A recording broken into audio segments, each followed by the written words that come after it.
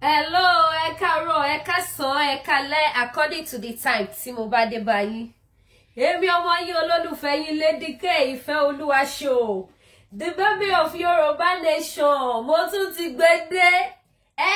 Àwọn mama jẹ́ yín sí àwọn mama yín tí yín bó bá ṣe ń lọ. Bó bá ṣe ń tẹ̀ sí dádì yín lójú. Bó bá ṣe victimize dádì yín, àwọn mama gbé wá fún yín. Ṣé bẹ́ẹ̀ lẹ́yìn ló kàn? Ó ti kàn yá bí. He shocked me. I love his Spanish. Ẹ̀yin ló kàn. Ẹ̀yin lẹ lè ṣe. Ẹ̀yin lẹ nílùú. Ẹ̀yin lẹ níjọba. Ẹ̀yin lẹ láyé. Ó wá kàn yín, ó kàn yín. Ẹjọ́ tó yọ lọ. Ṣé màálù ló wá padà kàn yín gbẹ̀yìn ni? Àbágbò. Because ibi tí ọ̀rọ̀ yín lọ nísìn kò yé anybody mọ́. Mo dẹ̀ mọ̀ wípé ó yé àwa tá pariwo Yorùbá nation. Because a ti mọ̀ pé bó ṣe máa padà dà nìyẹn. Ẹ̀yin tẹ́ pariwo ẹ̀yin ló kàn ẹ̀yin lọ̀rọ̀ yín ò yé mọ́lẹ̀ mọ́ bẹ́ ṣe fẹ́ ṣera yín mọ́ nísìn ẹ̀yin lẹ mọ̀ nú odó tẹ́ fẹ́ da òun lásì ẹ mọ̀ lọ́kọ̀ tó wáyé ẹ ti wọ one chance gbẹ̀yìn last ẹ ti padà wọ one chance ẹ ti padà kó sọ́wọ́ wọ́n ti padà jẹ́jú ayé dádì yín wọ́n jẹ́jú ayé bàbá Tinubu wọ́n tún jẹ ẹ̀yìn wọn wọ́n jẹ gbogbo oríkèéríkèé ara wọn wọ́n jẹ iṣan ara wọn jẹ gbogbo ara wọn mọ́ Fúlàní wá ní kó fò kọ́ ní ìṣó Fúlàní wá padà ní kí bàbá yín fò kó ní ìṣó ẹ wá gbọ́n tí àwọn àgbààgbà Fúlàní tún sọ o ṣebí wo program tí mo ṣe ní few days ago it's not up to a week mo play news níbi tí àwọn ọmọlẹ́yìn bàbá Tinubu àti bàbá Tinubu tí gbogbo wọn ti pariwo wípé kí Sunday Igboho wá gba àwọn Fúlàní ti fẹ́ pa àwọn Fúlàní ti fẹ́ yọ okùn ẹ̀mí wọn bọ́lẹ̀ mo play news yẹn evidence for support jẹ́ǹtẹ̀ wà àwọn olóògbélé síta lọ torí ní video evidence la tún gbé wá báyìí okay àwọn ATP news àwọn olóògbélé àwọn ATP news I'm very sure wípé news station tó gbé yẹn ó máa jẹ́ tàwọn Fúlàní because àwọn ló ń lòdà lọ́wọ́ báyìí ọwọ́ wọn ni power wà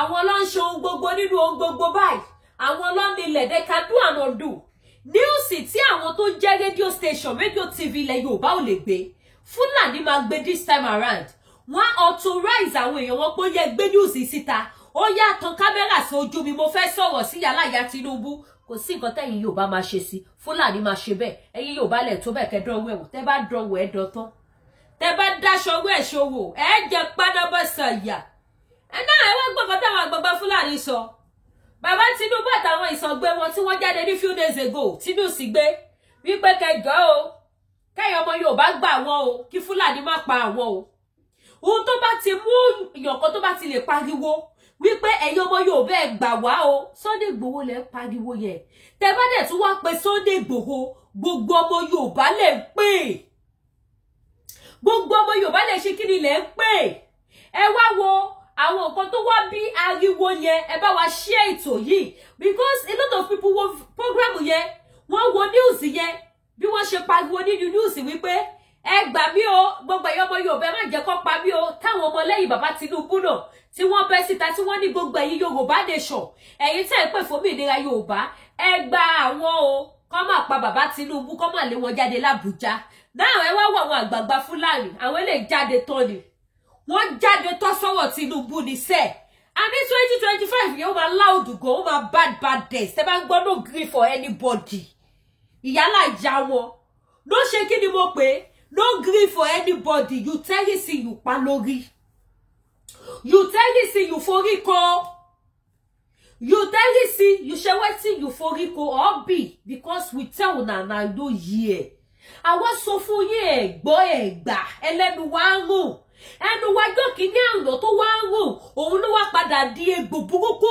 sínú ayé títí yín sì yìí tẹ́ wá lè sùn tẹ́ lè wo tára òrokùn tára òrẹ́dìyẹ yín tẹ́ wá padà wà nínú ìdààmú ẹ wá wo bí Fúlàní bí wọ́n ṣe fi Tinubu pa Fúlàní sọ títí wọ́n ní kí ni Tinubu wá kiri ní France kí ló sọnù lọ́wọ́ ẹ̀ news yẹn bad video ni máa play gbogbo wa máa gbọ́ ẹ kàn jẹ́ ká ṣe kíni ẹ jẹ́ ká cash cruise díẹ̀ ká fi wọ́n ṣe yẹ̀yẹ́ so that yẹ̀yẹ́ yẹn á lè ṣe kíni á lè ta àwọn tó pariwo wọn Nàìjíríà á lè ta wọn lára Fúlàní láti máa insult Tinubu wípé kí ló sọnù lọ́wọ́ ẹ̀ tó wá kiri ní France wípé ṣé ojú òtí ni ẹ wá wo bí Fúlàní ṣe jáde bí wọ́n ṣe yẹ̀yẹ́ Tinubu wípé ṣé ojú òtí Tinubu ni tó ń fò kẹ̀kẹ́ kiri tó ń lọ sí France meanwhile tẹ́ bá gbọ́ wípé ó yí ọmọ tó sunkún ó yí ìyá ẹ̀ tó rẹ̀ òun lọ́rọ̀ tó wà ńlẹ̀ ó yé bàbá Tinubu tó travel lọ France o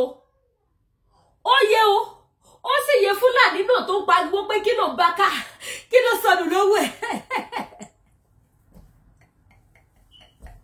yeah, I can't stop laughing ó yé Fúlàní náà tó ń pariwo pé kí ló sọnù lọ́wọ́ bàbá Tinubu tó wà kiri ní France ẹ jẹ́ ká ṣe kíni ẹ jẹ́ ká wo fídíò náà ẹ jẹ́ ká gbọ́rọ̀ látẹnu Fúlàní ṣé tá bá wá ṣe ń gbọ́ ẹ bá mi share mo f'Olódùmarè bẹ̀ yín ẹ má wọ́n gbàgbà tí láwọn new wears new fabric àwọn new ones ó ti dé new aṣọ ó ti ṣe kíni ó ti pọ̀ yẹ́yẹ́ adẹ̀tí láwọn purse àwọn purse ní àwọn purse lóríṣiríṣi kọ́lọ́kọ́lọ́ tẹ́lẹ̀ lò 551 adẹ̀tí láwọn jewelries náà àwọn jewelries tó fine lóríṣiríṣi àwọn consume lóríṣiríṣi ló wà chain earring and pendant àwọn earring àti pendant nìkan wà earring àti ring nìkan wà ordinary earring ó wà bákan náà dẹ̀ ni mo láwọn chain táwọn ọkùnrin náà lè lò tó jẹ́ tiny chain with pendant cross pendant ìyẹn náà wà kò dẹ̀ ń ṣàwọn tó máa bó no ẹ máa lówó yín sí lára dáadáa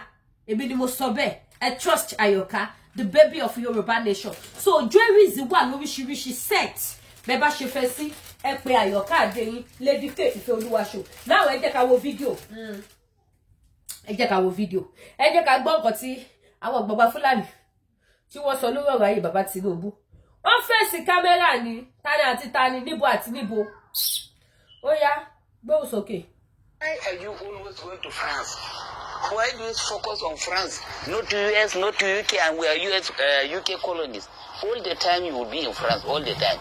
And then the ECOWAS, you are the ECOWAS chairman, and how do you want them to believe you and trust you? They cannot. Because already all colonies of France in Africa, they send them out. Mali, Burkina Faso, Niger, Chad, even now Senegal. Then why are we eager to France? It is very unfortunate, Your Excellency, if you are preparing to bring military from France, from US, we cannot take them. I am a trained military man. I know what the US can do. I know what France can do. When we are in all the battle we are going in the United Nations, France are only logistic. They only supply food. So, troops we have in the ground, let them release money and buy a weapon for our troops. No foreign soldier will come from Nigeria. We are not under war. We say the United Nations will come and help us. We don't need any foreign soldier. And we don't need anything from France. Assistance, we don't need it. Which assistance France can give us? Why don't they give the all France colony? They don't have their bank. They don't have central bank. So which assistance can France give us? There is no assistance. After finishing, look, go to Niger. I know Niger. I used to go. I know Mali. They don't have a central bank on their own. They will carry this go to France, print it, and then carry the money, give them what they need. Carry their gold, carry their distance, then you are going for France for what? We don't need anything relation with France, Mr. President. Though you have relation with them, though you tell them that nobody is home, all of us will feed. It is not true, Your Excellency. Many households cannot even feed 1 square meal. Your minister doesn't tell you the truth, and your senators. Because if they tell you the truth, Mr. President, you must have known. That is why we the masses, especially from the north, both are Christian and Muslim, let us know both this senator to come back again. Any senator go, let us vote him out. Or that he contests for governorship, anything, we make sure say he no come back. And because our government say they don't need this thing, and they are fighting for it, for force it to us, including our minister. Any minister who is now in this government is good, let him end of 2027. We'll push him out because the guy is going out. We will vote you out, Mr. President. We cannot continue suffering like this problem. No, we cannot take it. We bring you to have a solution. There's no solution. We're having the worst almost every day. If you go buy something for 5 naira today, if you go back, they'll tell you, say, it's 100, 300, 400, 600, 700. There's no food, even for mama put where you go and sit down. Comfortable, they give a plate of 1,000. Mr. President, you're telling people to say we are not hungry. We are hungry, Mr. President. Understand that. And then put it where people can be able to survive. We are just putting for survival. And for a Christian brother, please, Mr. President, have something for them, have mercy on them. And then you want to protest during the fuel. Jonathan reduce it. You want and this and they are said, but why are you, if people go for protest, we will not reduce, we will continue from where it stopped. Look at Georgia. They withdraw that bill immediately because the people protest. You all want the protest, you almost happy to do it. Fuel from 600, we went for protest, you put it to 1,300. Thank you, Mr. President. You can do all what you want to do. We appreciate you and we vote you. The 2027, you will see, the vote will be determining where we are going and what we support to do. Inshallah. Ẹgbẹ́ abẹ́gbọ̀ kí lẹ gbọ́ táwọn Fúlàní sọ mo sọ̀rọ̀ kan lẹ́ẹ̀kan mo ní ó yí ọmọ tó ké ó yé ìyá ètò rẹ̀ bàbá Tinubu tó ń lọ sí France bàbá ní mission o bàbá ṣe kí ni mo pè bá wa ṣí ètò yìí ṣé gbogbo yìí tẹ́ bá lọ jókòó tẹ́tẹ́rẹ́tẹ́ tó bá ṣẹlẹ̀ tán ní Nàìjíríà lọ má jẹ́ bógun lọ bàbá Tinubu ní mission France tí bàbá lọ bàbá ní mission bàbá ṣe kí ni mo pè ó ní mission tó fi lọ sí France mo sọ lẹ́ẹ̀kan mo lọ́lọ́mọ tó ń gé ó lé ìyá ètò rẹ̀ ẹgbọ́n nǹkan tí máa sọ is one of the leader nílẹ̀ Haúsá ẹgbọ́n nǹkan tó sọ ó ní kí Tinubu má rò pé ẹyẹ èèyàn inú mi ò bá dùn tẹ́ bá lè ṣí ẹ̀ṣọ́ yìí inú mi ò bá dùn because mo ti máa sọ fún yín wípé èlò tí ló ṣẹlẹ̀ nílé ńlá ara ohun tó ṣẹlẹ̀ nílé ńlá òun lẹ rí òun ló ti ń jáde síta mo sọ fún yín wípé inú burúkú ń jó ní asọ̀rọ̀ kó jó lókè lọ́hùn òun lẹ ti rí máa yẹ ní láti máa sọ wípé kí Tinubu má rò bóyá òun lè lọ kó àwọn sójà wá sí Nàìjíríà láti France kó wá jagun ó ní we are not in a war kí ló faru statement yẹn ẹ jẹ́ ká jọ bira wa léèrè kí ló fa irú statement yẹn tó jáde lẹ́nu máa yẹn ẹ jẹ́ kèmi àti yín jọ bira wa léèrè wípé kí ló bí irú statement yẹn kí ló fà á kí ló dé tí irú statement yẹn jáde kí ló ṣẹlẹ̀ àwọn wo ló ń jagun kí ló fa ogun pé kí Tinubu má rò bóyá òun lè lọ kó foreign soldier wá sí Nàìjíríà kó wá jà war we are not in a war kí ló kọ̀ sí ẹ̀ kí ló dé tó fi sọ bẹ́ẹ̀ rẹ́rẹ́ ẹrú lálà máa lù kùtùkù awù láìpẹ́ gbélé gbọ́ gbogbo kùdẹ̀kù gbogbo kúlẹ̀kúlẹ̀kúlẹ̀ France òun lẹ ti rí ya o tẹ́ bá gbọ́ pé ohun tó wà lẹ́yìn ẹ̀fà ojú èjé lọ òun lọ́rọ̀ Nàìjíríà yẹn nísìn Nàìjíríà ti dàrú Tinubu ò ní gbọ́ Fúlàní ò ní gbà ọmọ amú nǹkan lẹ̀ Yorùbá ẹ jí ẹ má sùn ẹ lọ wà tàlát ẹ fi ọ̀tẹ̀ sílẹ̀ mo sọ fún yín wípé gbígbé tí wọ́n gbé MC Olúọmọ wá sí ìlú Àbújá ó ní mission nínú ara mission yẹn náà lẹ ti rí bàbá tí wá gbogbo ọ̀nà sí láti wá gbogbo àwọn tó máa ṣe kíni tó máa support òun tó máa bòun jáwọ́ ó pẹ̀lú nǹkan tó ṣe gbé ìròyìn tí mo play ní 3 days ago tí mo fi ṣe program ó pẹ̀lú nǹkan tó ṣe gbé síta wípé kẹ́yìn ọmọ Yorùbá jọ kẹ́ support àwọn kí Sunday Igboho wá support àwọn wọ́n fẹ́ lé àwọn jáde l'Abuja géèmù yẹn lẹ ti rí ẹ tí rí ìkọ̀kan ẹ lọ múra sílẹ̀ ẹ lọ wà tàlát ẹ má relate ẹ má sùn Yorùbá nation no going back ni any bomb tí bá wù kó blow Yorùbá nation la fẹ́ anything tí bá wù kó ṣẹlẹ̀ Yorùbá nation la fẹ́ ẹ mọ̀ pé àwọn British gan ti jaju Tinubu dede jókòó sí wọ́n ti jaju Tinubu òun ni bàbá tó ṣe ló ń gbá clean sheet mọ́ France information kan jáde wípé bàbá fẹ́ kí àwọn France kó padà wá colonize wa because kò easy mọ́ sí fún àwọn British láti sign another amalgamation pẹ̀lú ìwé tí ìmọ́lẹ̀ ògo adúláwọ̀ tó gbé wọlé síbẹ̀ ìwé yẹn bà nǹkan jẹ́ gan fún wọn ó ṣọ́ọ̀kì Tinubu ó ṣọ́ọ̀kì gbogbo Nigerian government wọn expect yẹ ṣé dẹ̀ mọ̀ pé òyìnbó máa ń tẹ̀lé lọ àmì ìwé tí wọ́n gbé wọlé gbogbo àgbáyé ló wò wọ́n gbogbo orílẹ̀-èdè lórí tó bá wá ṣẹlẹ̀ tán tí British bá kọ etí ọ̀kun délẹ̀ tó bá allow kan sign another amalgamation pé wọ́n á sì continue láti máa colonize wa nìṣó tí a bá dìde lọ́la togutogu sí British gbogbo àgbáyé máa bi wọ́n pé ṣé amalgamation wò tí expire wọ́n ló ti expire láti ìgbà wo wọ́n ní 10 years back wọ́n ní kí ló dé wọ́n wá bá yín àbí wọ́n wá bá yín wọ́n ní wọ́n kúkú wá gbogbo ayé lóbi kò ṣe deny pé wọ́n wá kò ṣe deny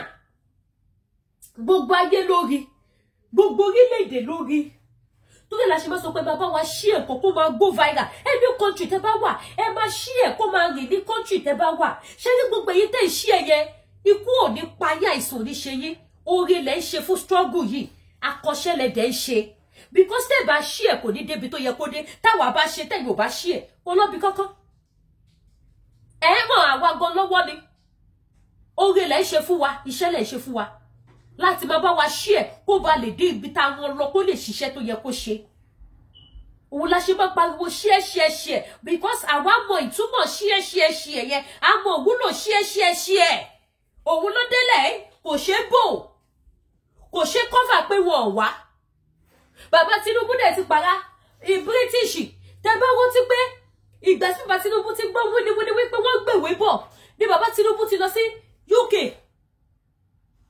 a week kó lóye tó lọ ní Tinubu ti wà ní UK tó lọ tẹ́bọ́tì but kò ṣe ẹ̀pà òbóró mọ́ wọ́n gbèwé wọlé gbogbo nǹkan tí bàbá Tinubu torí ẹ̀ lọ ni wípé kó má accept ìwé yẹn ẹ wá ra aṣọ ẹ ti rí bí mo ṣe display aṣọ èyí tí mo wọ̀ yìí náà mo ní lóríṣiríṣi 3/4 ni mo wọ̀ yìí mo ní long ẹ̀ ní different colour long ẹ̀ wọ́n dẹ̀ stone ẹ̀ délẹ̀ gbàgbàgbà Kampala ni look at the back àdìrẹ tó gbá ski òun ni so mo ní lóríṣiríṣi mo ní long mo ní 3/4 kẹ́ wá ra aṣọ ẹja continue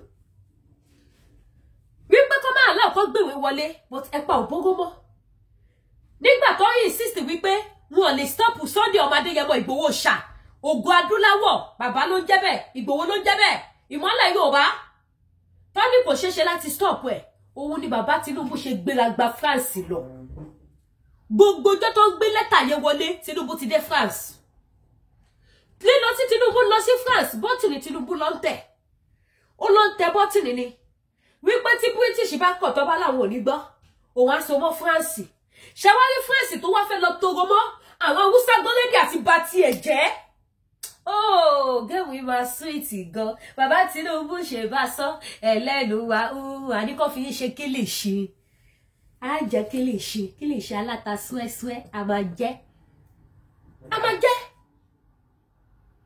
àwọn Hausa ti mọ̀ tí gbọ́n kókó ẹ subscribe to notification bell yẹn mo máa gbé wá fún yín bó bá túbọ̀ bá nísìn bó ṣe lọ a máa já yìí sí a máa jẹ́ kẹ́ gbọ́ àwọn Hausa yẹn ti mọ̀ pé bàbá Tinubu ṣùṣì fẹ́ jẹ president 2027 and wọn ò fẹ́ kó débẹ̀ wọ́n rédí àti bà ti Tinubu jẹ́ wọ́n rédí àti ṣèkà Tinubu wọ́n rédí àti jẹ Tinubu mu pẹ̀lú tó ṣẹlẹ̀ ẹ gbọ́ fídíò tẹ́ wò tó ń sìn máyẹ̀ ní kí ló lọ France fún kí ló sọnù lọ́wọ́ tó wá kiri ní France ọfọgbọ́n já sí má rò bá àmọ́ bó ṣe ń lọ o lè lọ kó sójà wá láti bẹ̀ wá gan sójà àbí kì í ṣe bí máa ṣe sọ nìyẹn ṣé kí n tún play fún yín kẹ́ tún gbọ́ máyẹ̀ ní àwa gangan fún àwa sójà ó ní ọdún tá a fi jáwọ́ ó lè lọ kó international sójà wá we will not accept that ó pẹ̀lẹ́ ní president ECOWAS ṣé òbí gbogbo Áfíríkà máa wọ ẹni pẹ̀lú gàdàgàdà tó bá kiri ní France nígbà tó yẹ pé British ló colonize àwọn ẹ wo key ẹ wo kó ọ̀rọ̀ ẹ wo int má yẹ fún wa ní int ọrùn yín dé bíbá yìí o má yẹ fún wa ní kíni ó fún wa ní int ó já wa sí ó int wa ó já wa sí ó ní má rò bíyá àwọn máa lajú àwọn sílẹ̀ kí France kó wá take over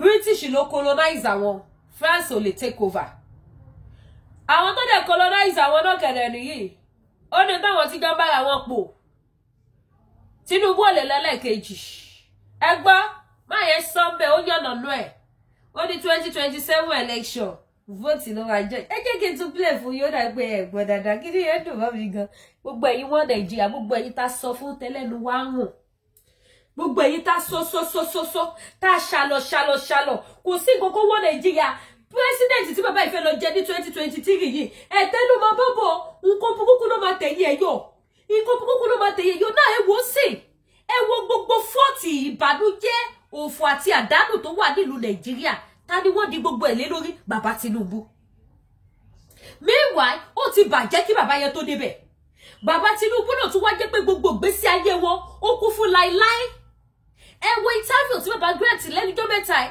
bàbá ní pé inú gbogbo Nàìjíríà dùn sí nǹkan táwọn ń ṣe wọ́n ní nítorí pé gbà táwọn máa débẹ̀ nǹkan ti bàjẹ́ oúnjẹ wọ́n everything wọ́n ṣùgbọ́n nígbà táwọn débẹ̀ oúnjẹ ti gbọ̀pọ̀ everything ti wà okay ṣé bí mo gbé yẹn náà wà mo wá fi ṣe program ẹ wà lórí YouTube mi èyí tẹ́ bá follow wa àbẹ́ èyí tẹ́ bá tan all notification bell yín sílẹ̀ ó lójú notification tẹ́ máa gbà tá bá ti ń ṣe program ẹ tan all ẹ lè máa gba notification gbogbo ẹ̀ bàbá nínú everybody ń dùn ní bàbá Tinubu ló fẹ́ mi wọ́n sọ wípé nísìn owó ti wà oúnjẹ ti wà everybody is happy àwọn Fúlàní dẹ̀ wo gbogbo ẹ̀ àwọn Fúlàní dẹ̀ rí gbogbo ẹ̀ ìgbésí ayé tí wọ́n náà kún fún irọ́ ẹ wá wo nǹkan tí máa wá sọ nínú gbogbo fídíò yìí kí gbogbo ṣé gbogbo nǹkan tí máa sọ ẹ̀yin olóye onímọ̀ onílàkàyè ẹ digest ẹ̀ fún ara yín ẹ máa wo analysis Lady K ẹ analyze ẹ̀ fún ara yín kẹ wá yọ àwọn point tó wà ńbẹ̀ kẹ wá ro 1 + 2 together lé lórí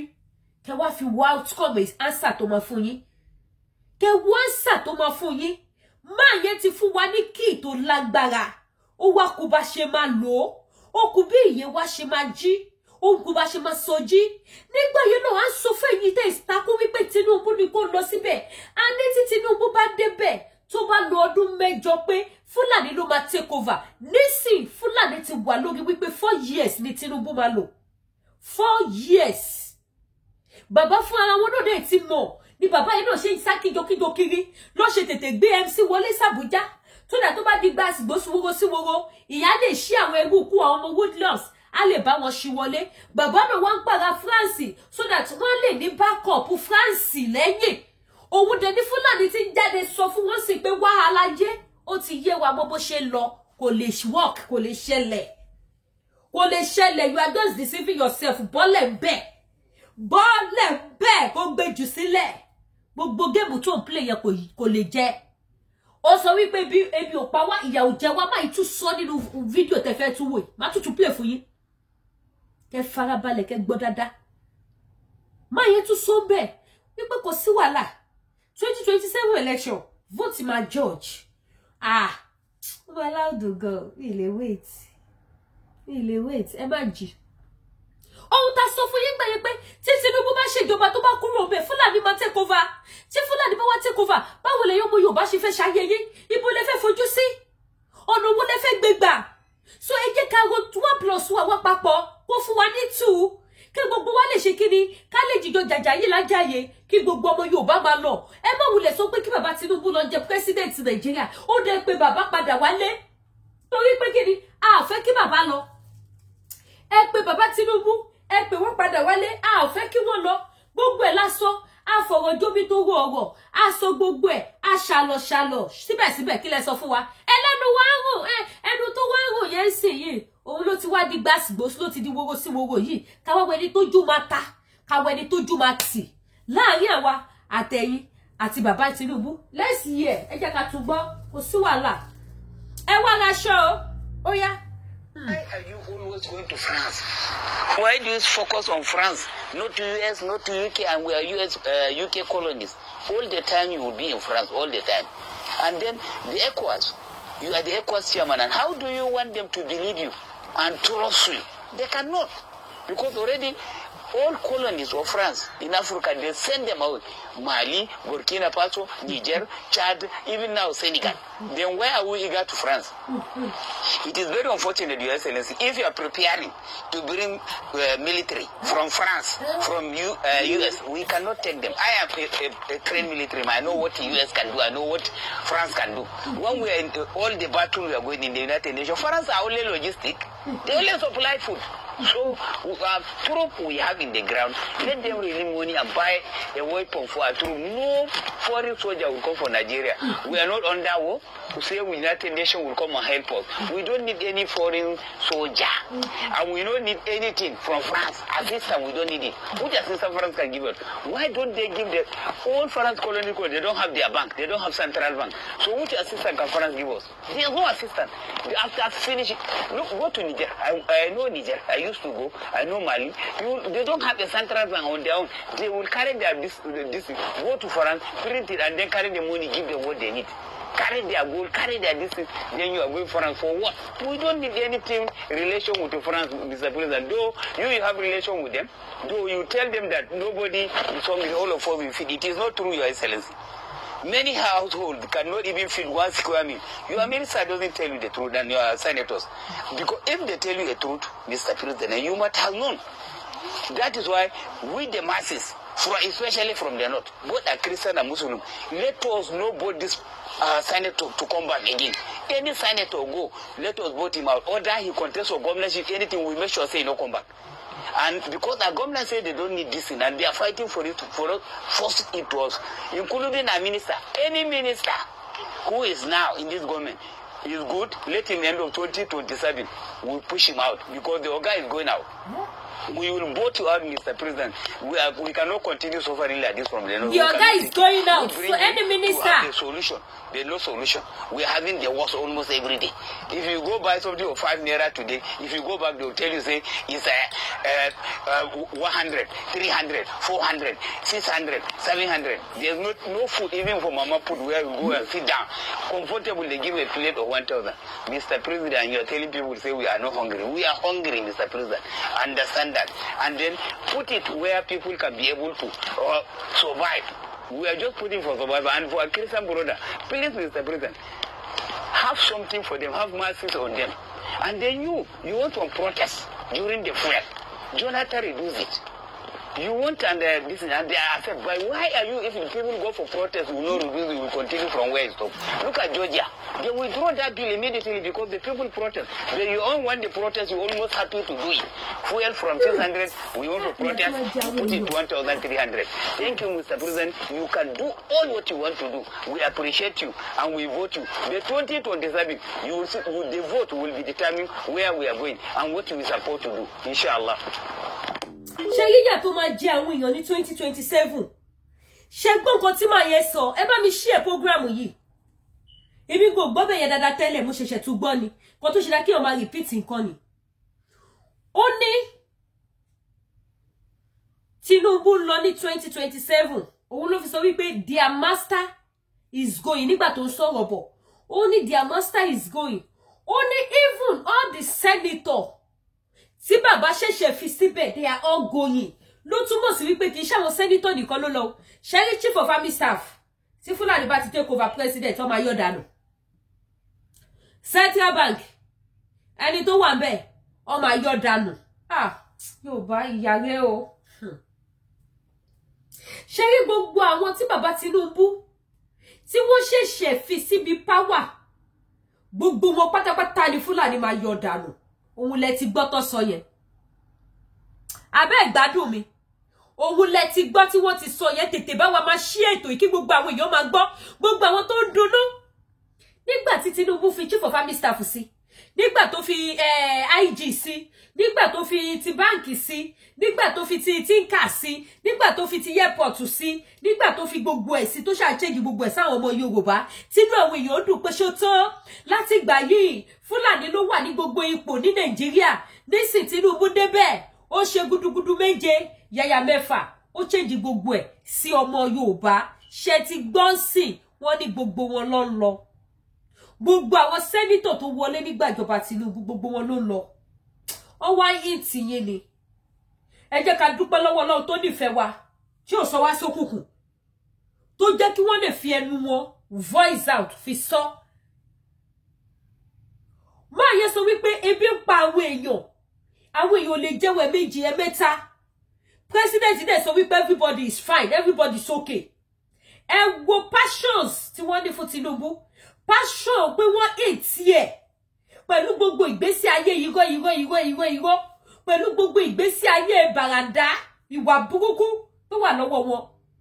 Wọ́n jẹ́ kó yé wa wípé àwọn kò hate ẹ̀ pẹ̀lú gbogbo àwọn ìwà burúkú ọwọ́ ẹ̀. Ibẹ̀ lẹ́yìn kan wá jókòó tẹ́tẹ́rẹ́tẹ́ lẹ́wọ́lẹ̀ ti ní pírẹ́sídẹ́ǹtì, ẹ̀ ti ní gọ́fúnà, ẹ̀yin ló kàn, ẹ̀yin ọmọ Yorùbá ló kàn, àsìkò ọlá yìí ti dé, àsìkò gbádùn yìí ti dé, ìyà tó máa jẹ yín ní 2025 2027 tẹ́ bá ń gbọ́ times 10 ìtò jẹ yín ní 2024 òun ló máa jẹ yín tí ẹ bá tètè wá solution sọ̀rọ̀ yìí. Pláànì tí wọ́n ní sílẹ̀ fún pírẹ́sídẹ́ǹtì yìí fún ọmọ yín tó ṣèdí bẹ̀bẹ̀rẹ̀bẹ̀, pláànì tó ní nílẹ̀ fún òun ló ti gbé wá fún yín yẹn. Pláànì tí wọ́n ní nílẹ̀ fún ọmọ yín tó kàn tó ṣèdí bẹ̀bẹ̀rẹ̀bẹ̀ òun ló ti gbé jáde fún yín yẹn. Wọ́n ní ẹ má worry. Ẹgbọ́n bí màá yẹn ṣe ìkà, ó ní fúrẹ́ǹsì tó jẹ́ wípé gbogbo Áfíríkà wọn ò gba títí wọn, gbogbo àwọn Burkina Faso, àwọn Mali, wọ́n reject France, wọ́n dá dúró. Ó níbẹ̀ ni Tinubu wá ń sálọ, ó dẹ̀ pé rẹ̀ ní president ECOWAS. Kò sí ẹ̀ pé ní president, ó ní chairman. Ó ní chairman ECOWAS. Kẹ́ wo bí wọ́n ṣe yìí tiẹ̀. Kẹ́ wo qualification tó ń fún Tinubu. Yóò bẹ́ẹ̀ jí ẹ má sùn. This is the time. Ẹ̀yin tẹ́ bá mọ bàbá Tinubu rẹ lọ sọ bàbá Tinubu. Kó tó pẹ́ kí bàbá Tinubu tètè wá wọ̀rọ̀ kan fi ṣe àdá. Kí wọ́n tètè já ewé ìyọ̀ǹda fún gbogbo ọmọ Yorùbá kó máa lọ ní ìlọ wọn kó tó pẹ́ jù. Kí bàbá Tinubu tètè lọ ṣe needful. Kí ìran Yorùbá tètè bọ́ lóko ẹrú. Kí ìran Yorùbá bọ́ nínú ìyà kó tó pẹ́ jù. Kí bàbá Tinubu kí wọ́n jí kó má sùn. Gbogbo ìtọ́ tí ṣe bọ̀ láti gbà yìí kó mọ̀ pé this is the end. Kó tètè yọ àké àti ọ̀bẹ tó wà lọ́wọ́ wọn kí wọ́n fi gé Nàìjíríà kó ní kálukú máa lọ́nà ẹ̀. Òun lọ̀rọ̀ tó wà ńlẹ̀ yìí o. Tó bá dé wá wòye ẹ jókòó tẹ́tẹ́rẹ́tẹ́ ẹni kò sọ̀rọ̀ bẹ́ẹ̀ kí ló fi ṣe yàn kó fi kọ́kọ́ ṣe yàn náà. Ẹ jẹ́ ká jọ máa gbádùn ẹ̀ ká máa gbádùn ẹ̀. Ẹ wá ra aṣọ, ẹ wá ra báàgì, ẹ wá ra jewelries ojú òní tí yìí. Lẹ́díkẹ́ Ìfẹ́ Olúwa show, the baby of Yorùbá nation, yálà aṣọ ìgbàlódé. Ẹ wá ra aṣọ. Ìlú Hamilton ni mo wà. Nílùú Canada, Hamilton downtown ni mo wà. Ẹ pè mí sórí WhatsApp number mi. My WhatsApp number +234 234 91 53 60 33 47. That is my WhatsApp number. Òun lẹ wò lójú screen yẹn. Ẹ wá ra aṣọ ẹjọ́ ẹ ṣàánú mi, mo lọ́wọ́ aṣọ lóríṣiríṣi. Ẹ gbé ogbe tí mo display fún yàn tán níbi tí mo ti mú. Aṣọ ṣì wà lẹ́mi tí arrange ẹ̀tọ́. Mo láwọn aṣọ tó pọ̀ lóríṣiríṣi bẹ́ẹ̀ bá ṣe fẹ́ sí mi. Ẹ pé different place mo tí mo hang tí mo tún hang padà síbẹ̀. So ẹ bá mi rajà o. Mo lọ́jà aṣọ. Mo láwọn tricota. Mo láwọn búbù. Mo láwọn Senegal. Mo láwọn aṣọ stone. Mo ní tí ò ní stone. Mo ní tó yẹ pa ṣòkè ni wọ́n fi design ẹ̀. Mo ní tó jẹ́ pé wọ́n kóṣẹ́ sí ni. Bẹ́ẹ̀ bá ṣe fẹ́ sí ni. Aṣọ ńlá wà, aṣọ kékeré wà. Àwọn aṣọ kékeré mi kẹ̀dẹ̀ nìyí. Ẹni tẹ́ bá sọ fún nípa aṣọ kékeré ni. Look at this one I'm putting on. Look at it. Kò kéré kò tóbi. Medium lélẹ̀ báyìí. Ó ṣe wà sí 3/4. Òun láṣọ tí mo wọ̀ yìí. 3/4 gown ni. Mo ní long hair náà. Mo ní long hair. So ẹ pè mí o, kẹ́ wá ra aṣọ. Mo láwọn tó jẹ́ pé ó tún ní 2 pockets níwájú tó jẹ́ A-shape gown náà. Ẹ ṣé gan, mo dúpẹ́ o. Ẹ má gbàgbé láti subscribe sí YouTube channel wa kẹ́dẹ̀ bá mi share. Ẹ jẹ́ bá wa share. Kí gbogbo àwọn èèyàn lè máa mọ plan tó wà lẹ̀ fún Tinubu. Àwọn tí wọn mọ̀ kan tí bàbá yẹn lọ ṣe ní France, èmi ò fẹ́ fi gbogbo ẹnu lání. Gbogbo bó ṣe ń lọ làwa mọ̀. So àwọn tí wọn ò mọ̀ bí a tó bá wo fídíò bí ayé wọn ṣí àwọn tó bẹ́ẹ̀ bá lọ gba treatment kò lọ gba treatment ó ní mission ní France mission yẹn òun ni Fúlàní ti bá yí gbé síta yẹn pé ó fẹ́ lọ kó àwọn ọmọ ogun wá láti wá fèsì àwọn kò jọ kò lè ṣẹlẹ̀ níbo ẹ bá ń gbọ́dá padà kò jọ látara wípé ààyè wọn pẹ̀lú bàbá Tinubu kò gún rẹ́rẹ́ mú ẹ wo ojú tá máa fi wo wọn kò ní fọ́ etí tá máa fi gbọ́ kò ní di Lédìkẹ́ Ìfẹ́olúwa show the baby of Yorùbá nation ọdún ayọ̀ la máa ṣe ó dàbọ̀.